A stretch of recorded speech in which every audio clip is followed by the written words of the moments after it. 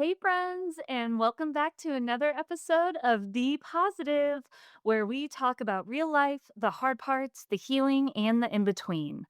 Today's guest is Anna Berry, and I cannot wait for you to hear her story. Anna lost her husband Mike to a sudden heart attack after a long and difficult health journey. And what she shares with us today is not just about grief, it's about rediscovery, resilience, and learning to live again. We talk about their love story that started in high school, the unexpected turns their life took, and how Anna has found new strength through honoring Mike's memory, transforming her health, and helping others navigate life after loss. If you've ever wondered what it looks like to hold space for both heartbreak and hope, this episode is for you. So grab a cup of coffee or take us along on your walk, and let's dive into this heartfelt conversation with Anna Berry.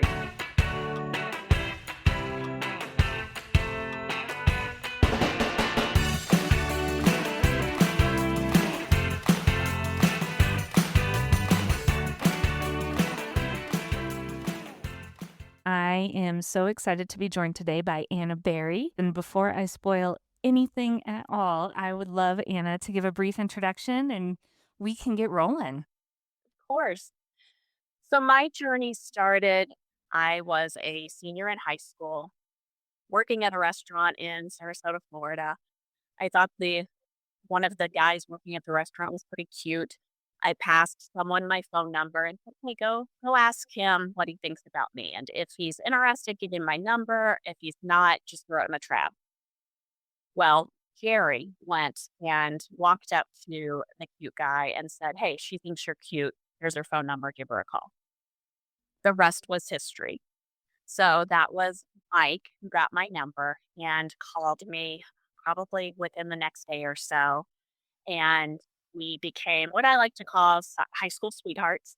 I was halfway through my senior year of high school, and we became inseparable at that point. We went off to college together in Tennessee. From there, we were married before we finished college and then moved across the country to Colorado in 1998 and have been here ever since. In 2021, Mike started experiencing some medical concerns, just a variety of medical concerns that took him on a difficult health journey for the next 10 months, ultimately culminating in a very sudden and unexpected heart attack on September 20th of 2022. And that's when our journey together came to an end. And I started a new journey, a journey as a widow, a journey that I never expected, never thought of, was completely unprepared for. And the last almost 3 years has been a journey of navigating life after loss and learning how to honor Mike's legacy while also allowing myself to heal and learning to navigate life and to move forward without feeling guilty and knowing that just because I'm moving forward and finding a way to experience joy and happiness doesn't mean that the past doesn't still hurt, that it's actually honoring him and being able to move forward and to live for both of us. And I feel like that when you're talking about all of this, I think it's really important and it's a theme through whether it's She Diaries or Be Positive, where a story doesn't just end, it carries with you. It still shapes your life. You guys were together 30 years. We dated for 5 years. We were married for 25. We had celebrated our 25th wedding anniversary just a little over a month before he passed. What's really special to me is that in the midst of the medical struggles that he had the last year of his life, no one knew about the damage his heart had gone through. We found out after his passing that he had 75% blockage. He had he had heart disease, diagnosed heart disease, but no one ever looked at his heart as he was going through all of these medical treatments. He was on high dose medications known to do damage and put stress on the heart, but no one ever looked at that. If they had looked at it, he wouldn't have been able to experience all of the things that summer prior to his passing. The college graduation of our daughter at our own alma mater in Nashville, Tennessee was such a special experience. Going on our first big vacation with our adult kids that summer in July. We had a week long, just a dream vacation together. Those memories truly lasting a lifetime. And then in August, helping our daughter get settled into the start of law school across the country. If anyone knew the condition of his heart, even though his other issues were resolving, they were in remission, he wouldn't have been allowed to do any of those things. And my faith leads me to believe that no matter what we did, no matter what his medical prognosis was, that we were going to lose him on September 20th of 2022. And so I truly believe that we were given a gift in being able to spend that entire summer making the most special of memories. And so that brings me comfort, and it helped me work through the what ifs that just plagued me for almost the first year. And so being able to focus on the joy of our last months together, and that he truly felt that his health was improving, he wouldn't have traded anything in the world to see his daughter graduate from college, to experience that family vacation. It's I'm comforted now in the fact that one of his very last comments to me that evening was, "I'm doing so well now." Mhm. And you talk a lot about fairy tale endings, and while your journey is still going, it sounds like that summer was just beautiful for Mike. Like he got that fairy tale ending for himself versus being bedridden or afraid to move. And so it just sounds like a wonderful, picturesque summer for you guys as everyone's getting older. He wasn't he wasn't able to go to work for 6 months. So what had happened was in June, July of 2021, he started exhibiting some really odd medical symptoms. And it just, long story short, it led to a diagnosis that late October, early November, of a very rare autoimmune disease called pemphigus vulgaris. It affects about 1 in a million people. It's a skin blistering disease that attacked his body from head to toe. And so, because of that, he spent 6 months every day on 60 milligrams of prednisone, as well as methotrexate, which is um, highly effective but potent medication that's often given to chemotherapy patients. And he had to take this while we waited for insurance approval of what really was the best known treatment to put that autoimmune disease into remission. But the insurance would not approve it until he had failed every other option. And so that meant 6 months of basically being fairly bedridden, because pemphigus vulgaris was a blistering disease. This was not something that he could just get up every day, get dressed, go to work. It really gave him a sedentary lifestyle. In the course of that, the medications he was on, the steroids led to extreme weight gain, complications with his heart, of course, at the end. And the methotrexate had a common side effect that we didn't know of blood clotting. And so he had been diagnosed with pemphigus vulgaris in October, November. And then that February, shortly before Valentine's Day, we discovered that he had a double pulmonary embolism. He had blood clots in both lungs, as well as a DVT with a blood clot in his leg.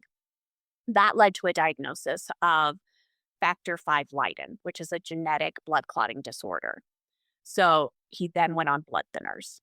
So it was just a year-long struggle of getting the pemphigus into remission so that he could resume some normalcy in his life and getting those blood clots dissolved and knowing that that was a concern. We have since found out that my son also inherited the clotting disorder. Our daughter did not, but we found out after Mike's passing that our son had. It was such a difficult year, but that summer was truly magical for our family. We had opportunities that we'd never had with our kids before, and, like I said, I know he wouldn't give that up for anything, but that journey was a long, difficult journey, but I think I'm comforted by the fact that in his mind, he was doing well that night, and he was on the road to recovery, and though his passing was sudden, I am grateful that he felt as positive and optimistic as he did even going into that evening. And that evening was a softball game, correct? Baseball's game. I always get confused between, I mean, I know the difference between baseball and softball, but I always get confused. Was it a baseball game or softball game? It was a softball game. He had played baseball as a little boy, and the entire 30 years that we were together, he always played on a softball league. This particular softball league and team he had played with for probably close to 20 years. He hadn't been actively playing that year that he was dealing with so many health issues, but our son had started playing with the team after he turned 18. So it had become a weekly opportunity for some father son time. I would go sit in the stands.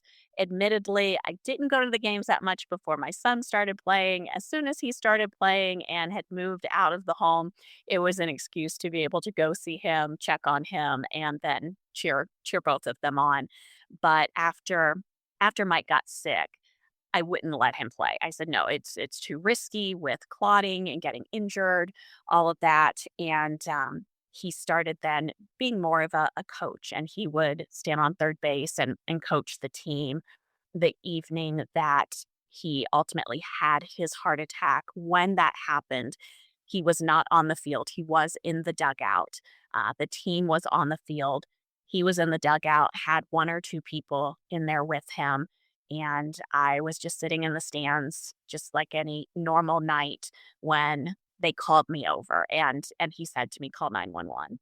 And that's, what's interesting between you and I is that we share the connection from that night. And that's the craziest part to me in connecting with you is that, that night there was a woman sitting there, the girlfriend of another player, someone that I had never met before, didn't know her. And in the moments when Mike said, "Call 911," and I asked someone to bring me my phone, this woman knew that I needed to not be the one to call 911. And she immediately said, "Let me do it. I'll take care of it." So she called 911. She went through that phone call as I was able to stand next to Mike and we were, desperately trying to figure out what was going on. But that woman ended up then driving me to the hospital after the paramedics arrived, worked on him for a while, ultimately needed to take him to the ER up the street. This woman, Sandy, said that she would drive me. So I jumped in the car with her. I was still just kind of chatting it up because in my mind, I thought everything will work out after everything we've been through this past year, all of the health scares. This will work out. I don't know what's happening right now, but it'll work out. So I'm just riding up the street with her and just kind of nervously chatting. And when you and I first connected to talk about doing this interview, and you said, "Wait a minute, is that Sandy so and so?" I knew right away. I just I knew, but I didn't know. It's like there are just certain stories where it sounds way too familiar. And Sandy, fast forward a little bit, she called me either that night or the day after and just needed to decompress. And so I was her person, or one of many people that she could kind of just share the story with, because it was so, when I say the word incredible, it kind of sounds like it was a positive thing. It's just more like it was one of those events that it's not on your bingo card for the evening. You're enjoying time with your family. You're at a softball game. You're just hanging out, nice Colorado evening, and then all of a sudden the unthinkable happens. And Sandy is someone that I know from crime and trauma scene cleaning and have worked with very closely over the years. And I always say, if there is one person you're going to have there for a traumatic event, it is her. And I'm so grateful she was able to step in, and she was able to come to your aid that night. And she has become a great friend and support since. Um, she's one of those people where I would have gotten to know her, but in this, you know, odd way of life coming full circle and now meeting you, I would not have met you. I would not be here sharing my story and my journey if it wasn't for what happened that evening. And so I often refer to all of the people who've come into my life in nearly the last 3 years as people who shouldn't be in my life, but I'm so glad that they are.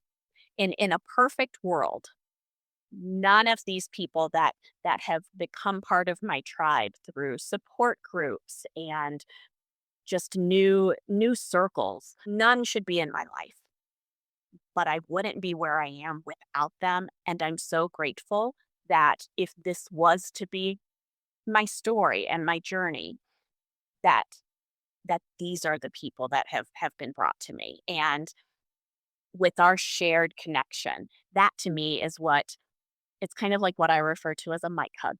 And those are things that just happen, and this is not just a coincidence. Whether it's meeting another widow as I'm boarding a flight, or um it's I went on a trip that we had planned for Valentine's Day. After he had passed, I still went on that trip, and at the end of that trip, walking on the beach, and I found a seashell, and it was shaped like a heart, and it had a little hole in it. And it's those kinds of things that I call a mic hug. And that's the same way that I feel about you and I connecting and coming to this realization that, hey, you know, my story, you know who I am. And I think our meeting was no coincidence. And I like to think of it as another mic. I love that. I even told my husband that night. I was like, Matt, you're never going to believe this. And I genuinely believe there are, I don't know, everyone has their own spiritual or thought about the universe or God or whatever that may be. And that's not there's no right, wrong, or indifference, especially on this podcast. But I do think that there are things pointing us in certain directions, whether it's a mic hug, whether it's something tapping us. I love to believe coincidences are meant to be. And, Sandy just reshared the She Diaries stuff that I'm working on. And then all of a sudden, something told you to reach out to me. And then here we are. And I already know your story before you even tell me. And I It love was a full circle moment. it, really was. I didn't know what to say. And it's those things in life where I guess when you're looking at, there are so many ups and downs, and struggle is part of life, grief is part of life, trauma is part of life. But I do think that there are gifts or mic hugs along the way that for some reason this happened.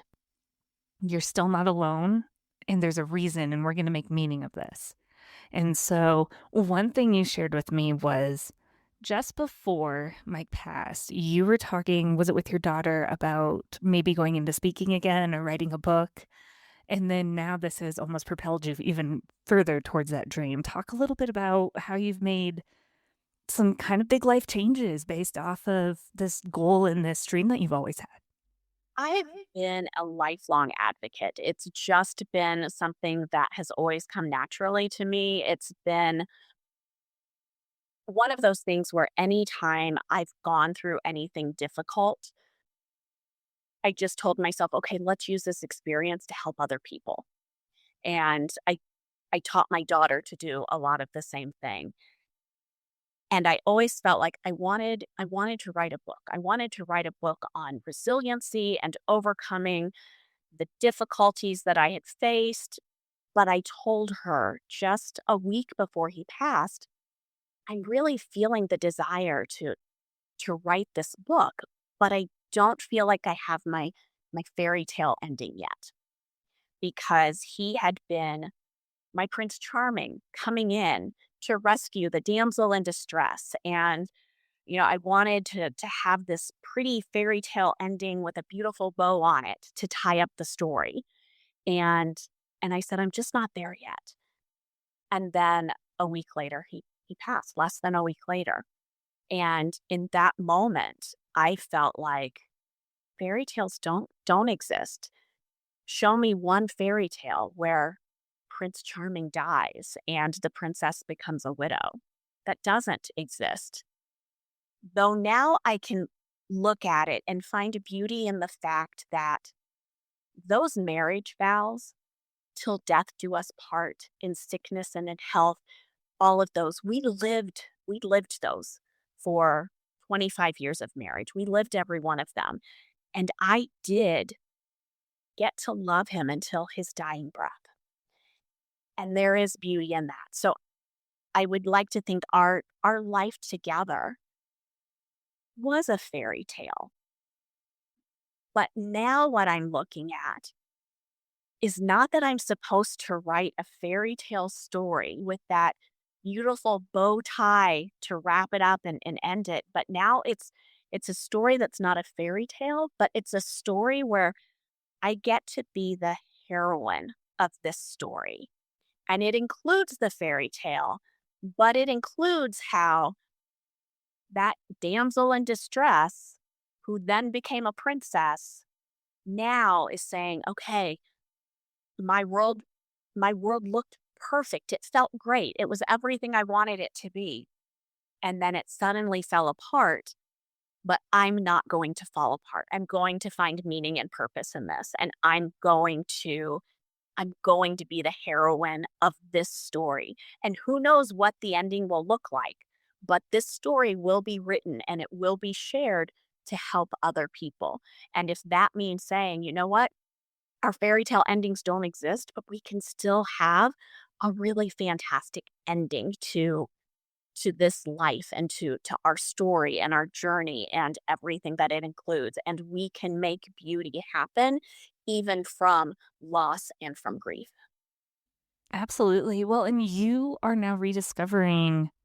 Well, okay, let me back up really quick because I'm fast forwarding so far ahead. I really am because I love this part of your life where, like, I guess where I was gonna go, and I still want to go there. You were with Mike since you were a kid. So, who is Anna? What does Anna like? What does a life for Anna look like? Not that the life that you had with Mike by your side was at all any less of value, but now it's just things are a little bit different, and you're making decisions, and you don't have kids at the house to take care of. Like, what does life, the ups and downs, the pros and cons of kind of re-navigating your identity and what you want for this next part of your journey? The moment that we lost him was the moment that I started to question who am I? I I took so much pride in being a wife and a mother, and I'm still a mother, but what did that mean in not being a wife? Because we were at that age where our kids had moved out. I I was supposed to be starting the years as an empty nester alongside him, and we had plans to travel alone and travel with our kids, and I wanted to start doing more international travel, and we had these goals, and suddenly he's gone. I was 47 at the time, he was 48. Our kids are starting their own lives, and suddenly, who am I? What do I do? I started a new job 6 months after he passed, and I remember being asked by someone when I first met them, "What do you like to do in your spare time?" And I looked at her and I said, "I have no idea." And I said, I lost my husband 6 months ago, and I'm still figuring out who I am right now. What does that look like? Not because I had lost myself in the marriage, but because we had been together for so long, from 18 until almost 50. I was not the same person that I was by any means before we met. And I had no idea what to do with myself, what to do with my time alone. I had never lived by myself. My kids did both ultimately come back and move home, and we were together until just about a year ago. But when we each moved out on our own a little over a year ago, it was the first time that I had lived on my own in my entire life because I had gone from living with parents to college roommates to living with my husband and being with my kids. And even after he passed, to the kids moving back in, I was 49 before I ever lived on my own. And it was a terrifying thought, but it's also been empowering to myself in saying, "Hey, I can do this," and empowering in the fact that I know he is still watching and he is cheering and saying, "I knew you could do it. You've got this." Um, it's been it's been a lot of self-discovery, and I found that in moving out into my own place, I was very careful in really furnishing it with new things. There were just a handful of things that I brought into my new space because I needed that for healing. And once I did that, it became easier for me to start figuring out who I was. I really threw myself into self care and to health and fitness. And I did that because watching what had happened to him and the fear of myself leaving my children, I said, I have to do everything in my power to make sure that I'm here for our kids and for our future grandchildren, and that I'm here to do those things for both of us.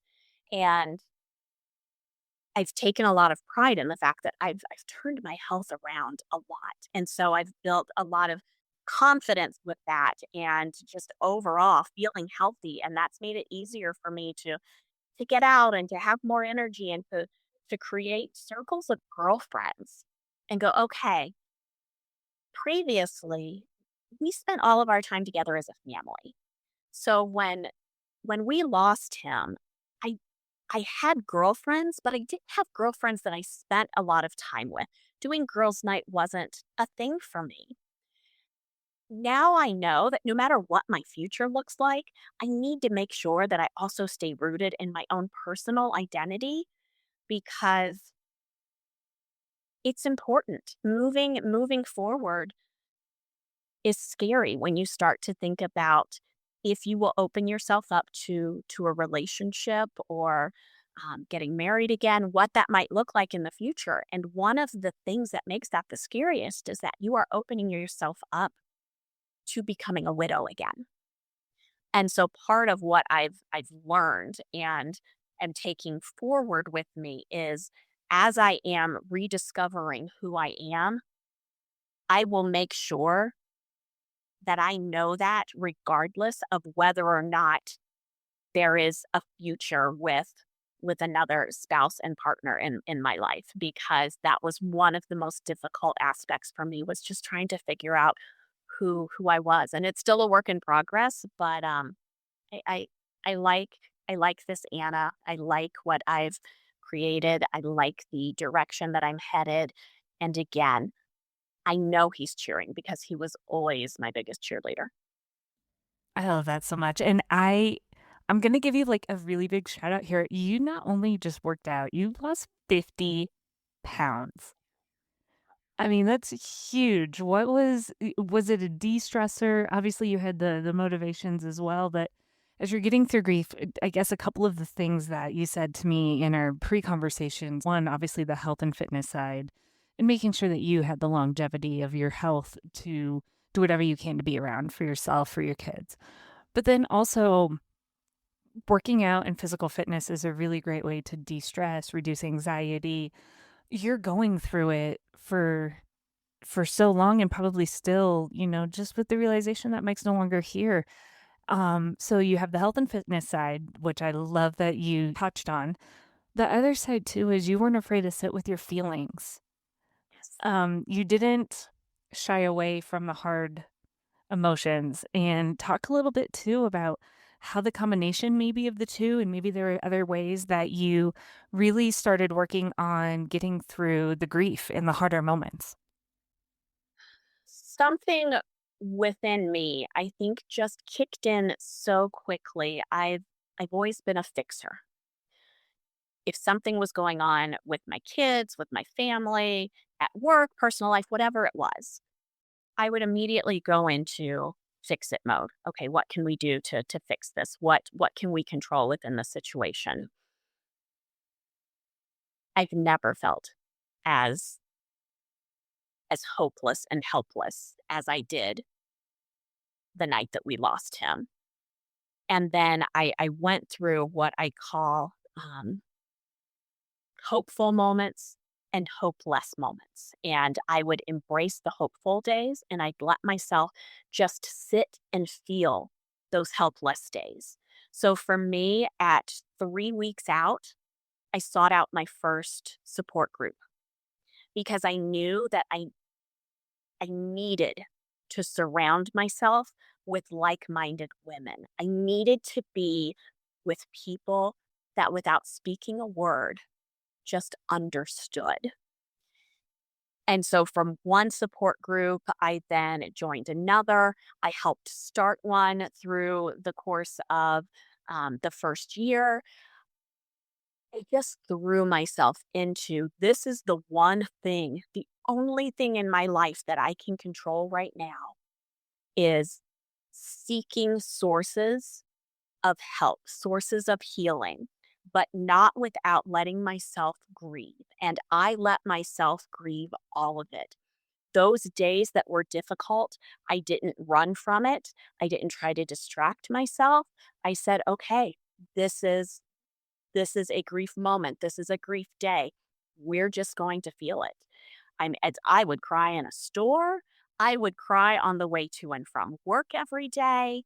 Um, if I needed to just have a good cry and take a nap, I let myself do that. If I needed to just lay on the floor screaming, that's what I did. I can't tell you how many times I would just look at myself in the mirror and I'm fine one second. And then the next second, just looking at myself in a mirror, just sobbing and feeling torn apart. I didn't think that I could ever feel whole and happy again. And, my son made a comment just recently and he said, I don't think you're grieving anymore. And I said, no, I will always grieve. I will always grieve the fact that Mike is not here. I will always grieve the loss of his life, the loss of his love, the loss of him being able to watch our children grow and start their own families. But there is a difference in the grief that was so consuming that I couldn't function. I couldn't think. I could do nothing but just be consumed with shock and numbness. And then there is the grief that you learn to just quietly carry as you start to move forward. So I am healing. I have come very far in my grief and my healing journey. I am moving forward, but I will always carry that grief with me. It's just carried quietly now. There is space that's been made for it. And my goal is that I can carry it so that I can exhibit to the world the happiness and the joy that can still exist after loss, but that I now hold that empathy and that understanding that I can open myself up to share and support others going through trying to navigate life after loss. I want to be a source of hope to others now. Absolutely. And if anybody who is listening, eventually has a close friend, family member, somebody who is going through some intense grief, and then also still to several years later, what is the best advice for supporting someone? How can you show up and be a positive influence or have a positive impact for a family who is going through grief, whether it be just happened or years down the road?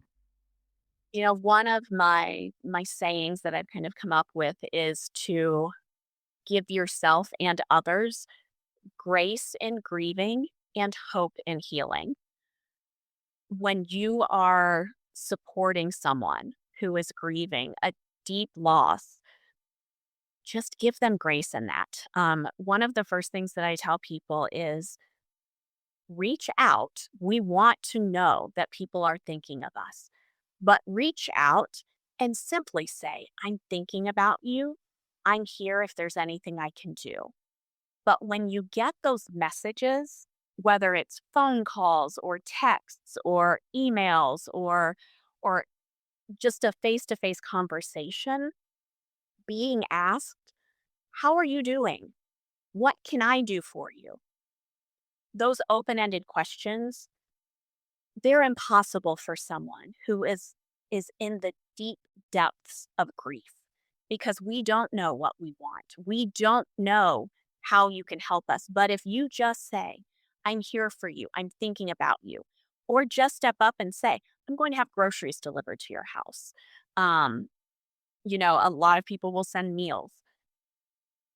I didn't eat for about 2 weeks. I mean, very, very few bites of food. And I felt so badly about the food that went to waste. But what I loved were getting the DoorDash gift cards, the Grubhub cards, those gift cards that were there when my family and I were ready and able to eat again were invaluable. And we were even able to use those as we traveled to do a second out of state service and didn't want to go out in public and sit in restaurants and look at happy families gathered together. And so we were able to use those to have food delivered to the hotel while we were traveling. Those are the types of things. Just give your loved ones grace and all of it. Just know chit chat, conversations, open ended questions.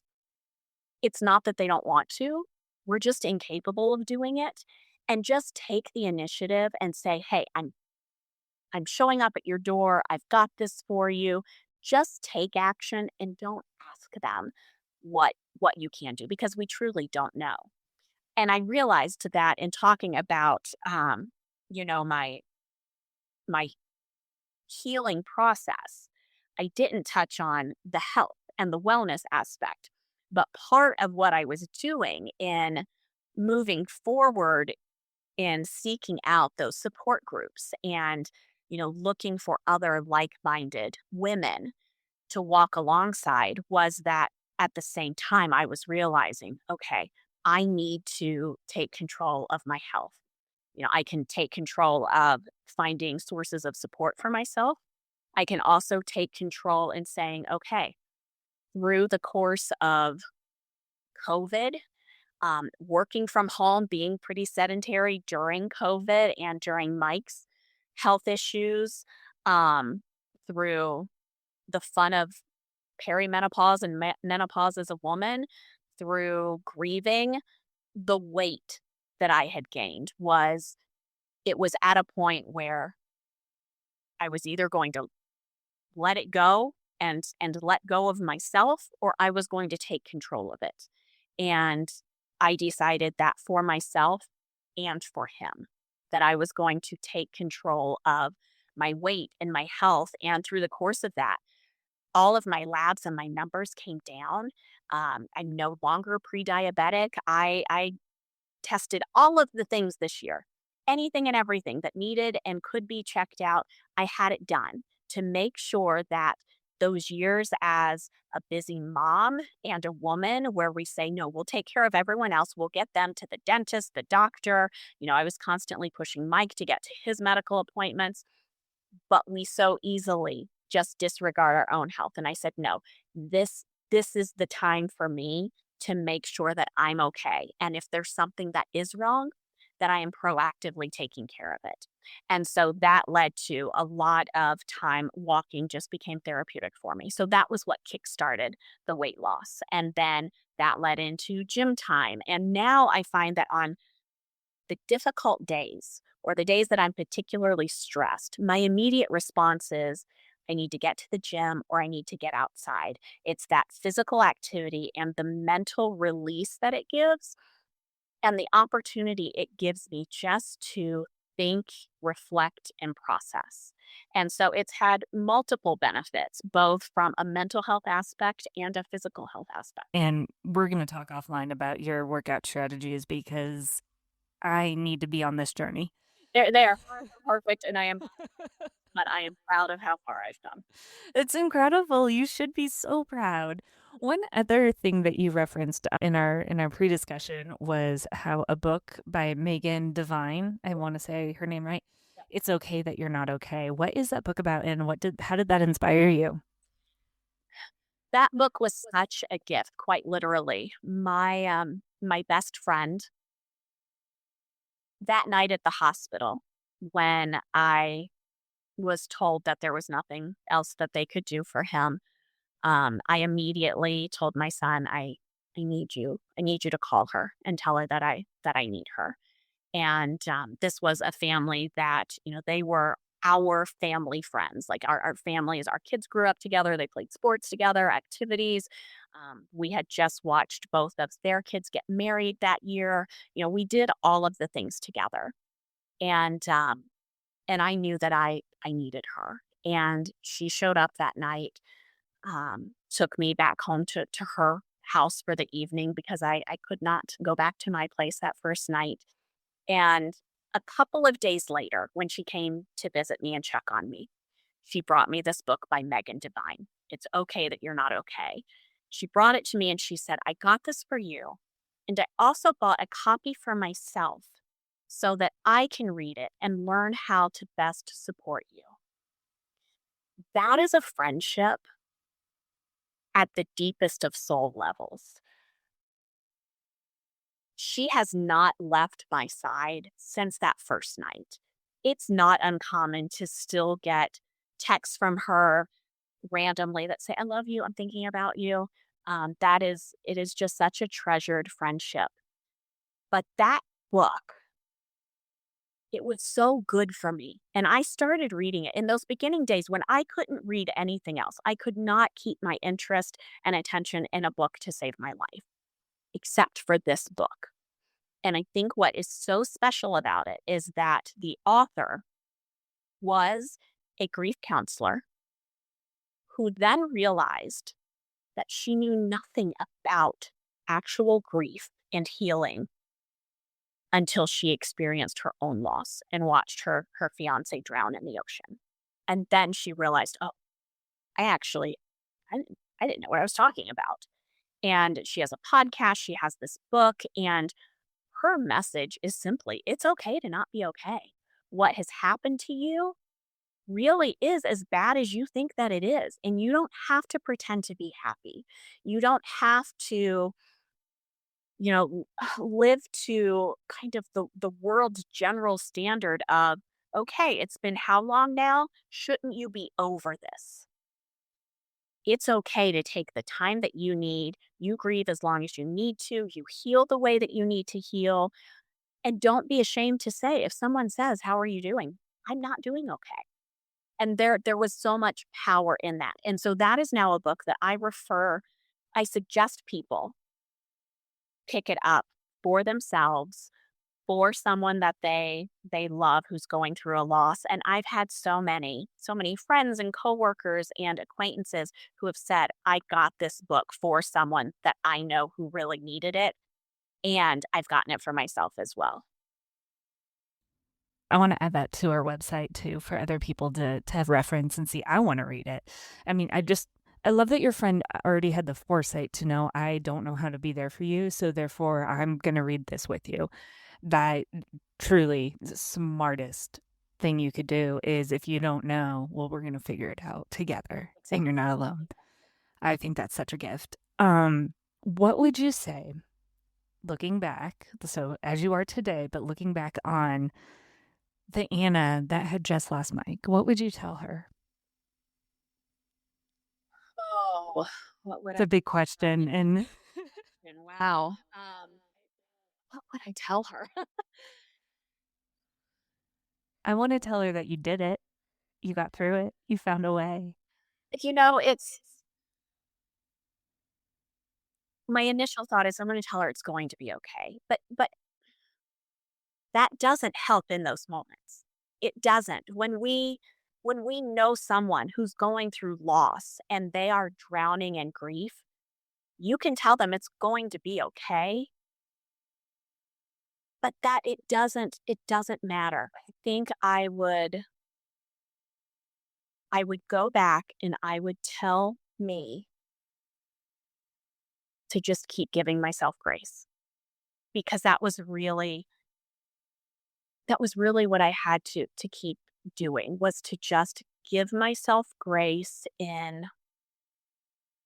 all of the ugly that followed, the ugly that happened. You have no idea how you'll react, how your family will grieve alongside you. You just until you experience it, you have no way of really knowing what that journey will look like for you. And there will be a lot of things that you'll wish you could go back and do differently. And so I would constantly say, I'm giving myself grace in this. And I would ask others to also give me grace. And I would try to give others grace. And so for me, I think that message would be just continue to give grace to yourself and to others. That's beautiful, and that's every day in life too, but in those moments, yeah. And I still do that almost 3 years later. I still have to give myself grace on this journey. It is still a journey. I will probably still be figuring things out for the rest of my life from, who I am on my own, who I am as a parent. There is not an aspect of my life that didn't change that night. And so it means continuing to give myself grace through the entire journey, just not the start of the journey, but the entire journey. And so reversing 180, what does the future look like? What does the future hold for you that you're so excited about? The thing that makes me most excited is to truly feel that my future holds happiness and joy. Because for so long I didn't know if I would really be capable of feeling pure joy and happiness. And you treasure it so much more. The the fragility of life. Like, we know, we tell each other this all the time. Life is fragile, embrace every moment, savor the memories. But a loss like this, it instills it in you. And so for me now, I do want to move forward. In the very beginning, it was I really didn't know if if I did or not. I told my daughter at one point, I said, I'm doing everything I can to take care of myself. But if something were to happen to me, I just want you to know that I would be okay because I'd be with your dad again. Yes, that's true, but I want to live. I want to live now for myself, for my children. I want to live for Mike. I want to continue to experience all that this life and this world has to offer while we're here. And I want my kids to see a mom who on her very worst days refused to give up and was able to move forward and create a life still filled with happiness and joy while continuing to honor the legacy and memory that he left with us for the rest of my life. No matter what my life looks like in the future, there is not a day that I will not honor and recognize his memory and the love that he gave to us and the impact that he had on our life, because I would not be who I am today, and I wouldn't be who I am moving forward without the impact that he left on my heart and in my life, as well as the life and hearts of our kids. Yeah. 100. I have no. I always get to these points in the podcast where I just, yeah. And you're doing an amazing job. Thank you. It doesn't always feel like that. Again, I give myself grace. I know that I'm trying my best. There have been a lot of bumps along the road, but when it comes down to it, I am very and proud of how far that I've come, because I knew from the get-go that I needed to put myself first in my grieving situation. I needed to get myself to a point that I knew that life would go on and that I could move forward so that I could be there for my kids the way that they were used to me being. And it's been a journey for all of us, but I am proud of how far that I've come. And what I find now, like I said, I will always grieve that he is not here. The memories of that night are, I mean, they are burned on my heart, and they will always be difficult. But now I can smile more when I think of him and our life together and the memories. I smile more than I cry. And the tears do still come, but they come less and less, and the smiles come more often. And so now I find that the support groups that I am a part of, I attend not so much looking for that support, but to be a source of support. And that's where I got to the point of saying, okay, now I am ready to start writing this new story. I want to do what I've always felt that I was called to do in helping other people navigate a, a difficult circumstance that I've gone through. Not that I've overcome. You don't overcome grief and loss, but you do learn how to navigate it and how to carry it. And so I want to help other people learn how to do that, whether it's the loss of a spouse, any loss that brings immense grief. That is a loss that we still have to learn how to move forward from. And that's where I want to help people. I want to help people through what I've learned firsthand, and to help guide people through the importance of self care, navigating the difficulties of your grief and healing journey alongside family members and friends, and all of the things that grief and healing encompass. I want to be a source of light for other people, because I feel like that is the best way that I can ever honor his memory and legacy, is to take what we have experienced and help others learn to navigate that same situation to the point that they feel that they are moving forward and will experience happiness and joy again. Yes. And where can people find you online or on your website? How can anyone get in touch if they would like to learn more? The best place is on my website, and it's annaberry.com, but it's anna-berry.com. And then I have a dedicated Facebook page, and that is Journey of a Healing Heart. I'm very active on there.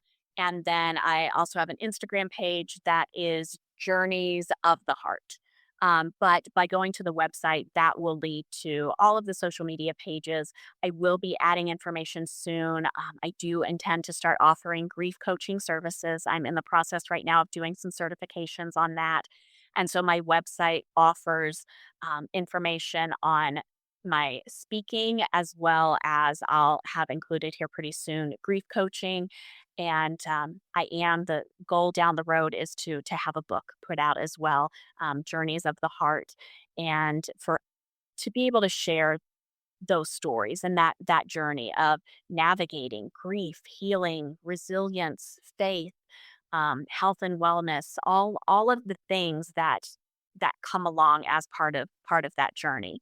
So the website is the best place to catch me, and that is anna-berry.com. Well, I know I'm staying in touch. I am so We have some girls' nights coming up with some we I do, we do. I can't wait. I can't wait to get together in person and continue to watch each other just grow through these journeys and what we're trying to accomplish. And Anna, thank you so much for being on Be Positive and reaching out. Do you have any last minute things you want to say or shout outs you want to give to anybody? I want people to know that there's always someone there for you. Um, it's really easy when you experience a loss like this to feel like you are so alone and that no one else understands what you're feeling and what you're going through. There are people out there, it's I knew to go and find them. But if someone doesn't know where to start, reach out to me. I want to be that source of support and to help guide someone who is looking for resources in that direction. I don't ever want someone to feel like they are alone. That's my goal in doing this is to make sure that others know that there is at least one person that they can reach out to who understands the gravity of what they're carrying. And then as far as shout outs, my kids are the reason that I kept going.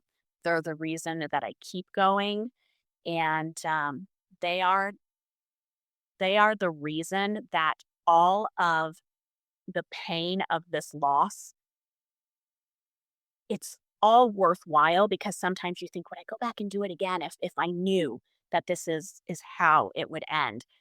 And without a doubt, because they are the most beautiful testament to a life well lived, a marriage that was so I was loved so well, just as they were. And they are the testament to a, a happy, healthy marriage. And I hope that that example carries into their lives for decades ahead as they build their own families. Wonderful. Thank you so much, Anna. I'm so grateful for you to be on the show. Thank you. Thank you so much for listening to this episode of Be Positive. Feel free to visit brightskyhouse.com and take a look at some of the other episodes we have for Be Positive or our sister podcast, She Diaries, where we discover stories behind women who have lost their husbands to suicide. Additionally, if you would like to be the first to know about any future episodes or news from Bright Sky House, make sure to subscribe to our e-newsletter at brightskyhouse.com, and we will send you a free guide to identify and understand the symptoms of depression in men, women, and non-binary individuals. It's an important guide. It's always important to be informed and stay in tune with others around you. Thank you so much. This is Krista Gregg with Be Positive.